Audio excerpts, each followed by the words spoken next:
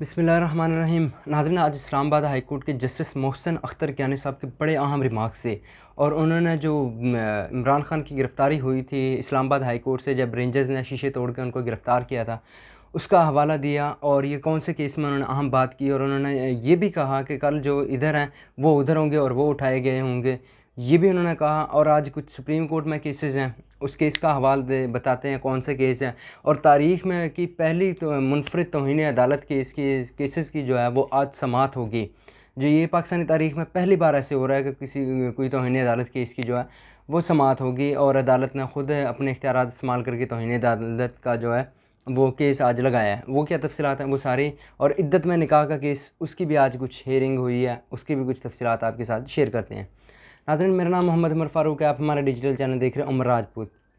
सबसे पहले जो जस्टिस मोहसिन अख्तर कियानी साहब ने जो अहम केस की समाअत की, डॉक्टर शरी मज़ारी की जो गिरफ़्तारी का केस था इस्लामाबाद हाई कोर्ट में, और इस केस में जस्टिस मोहसिन अख्तर कियानी साहब की गैर मामूली रिमार्क से याद रहे, जस्टिस मोहसिन अख्तर कियानी साहब जो है सीनियर जज हैं और सीनियर मोस्ट हैं, और आने वाले हो सकता है भी जो वो हैं चीफ़ जस्टिस भी होंगे इस्लामाबाद हाई कोर्ट के।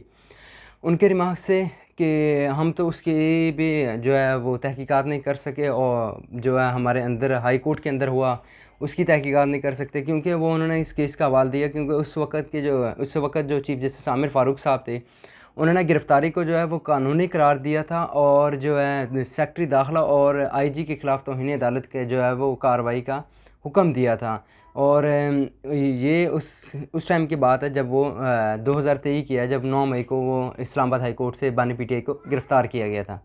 जिसमें मोहसिन अख्तर कियानी साहब ने कहा कि ये तो वक्त की बात है, कल इधर वाले उधर होंगे, उधर वाले इधर होंगे, और वो उठाए गए होंगे। हमने तो इधर ही बैठे होना, हमने तो इधर ही बैठ के फ़ैसले करने होते हैं। तो बज़ाहिर ये आज बड़े कुछ अहम और गैर मामूली उनके जो हैं वो रिमार्क्स थे जस्टिस मोहसिन अख्तर कियानी साहब की। उनके हमने माज़ी में भी कुछ केसेस देखे हैं, वो उन केसेस में भी एजेंसियों के मतलब जो है वो काफ़ी कुछ कहते हैं और बातें भी की हैं उन्होंने।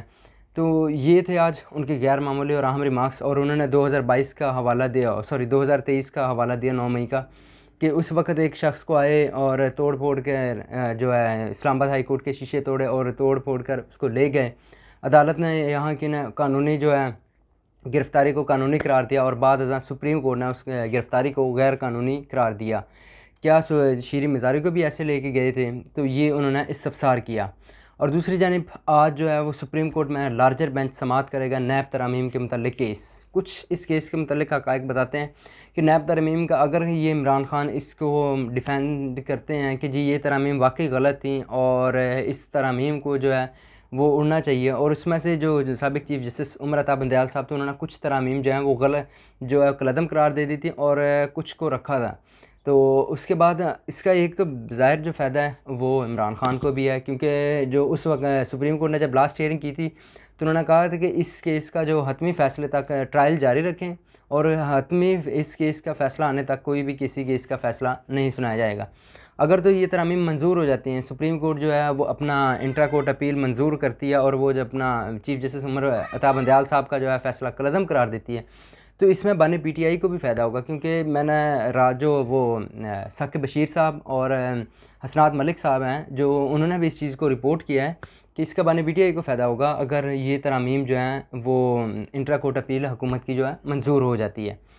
तो ये आज 5 रुकनी बेंच इस केस की समाअत करेगा। जस्टिस अतर मिनल्ला साहब तो वो वैसे ही, उनके तो हमने पहले भी कुछ फ़ैसले देखे हैं, और वो तो ज़ाहिर सी बात है कि नैब तरमीम की जो पुरानी तरमीम है उनके ख़िलाफ़ हैं, और उन्होंने काफ़ी इस मुतल्लिक़ जो है वो फ़ैसले भी दिए हैं।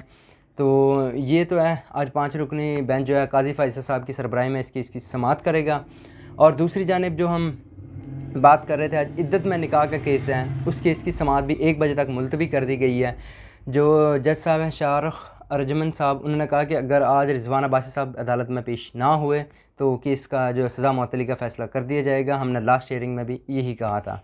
और इसके बाद आ जाते हैं आज जो तारीख़ की मुनफरिद तौहीन अदालत होगी। अदालत ने अपने इंतज़ामी इख्तियारात के तहत जो है वो 3 जस्टिस बाबर सत्तार का कॉन्फिडेंशियल डाटा लीक करने के मुतालिक उसकी इसकी समाअत होगी इस्लामाबाद हाई कोर्ट में, और जस्टिस मोहसिन अख्तर कियानी साहब के ख़त पर भी उनके जो 3 रुकनी बेंच होगा वो भी आज तौहीन अदालत की इसकी समाअत करेगा। उसकी डिटेल्स जितनी आएंगी वो भी आपके साथ फर्दर शेयर करेंगे। अभी के लिए इतना ही, हमें इजाज़त दीजिएगा। अल्लाह हाफ़िज़।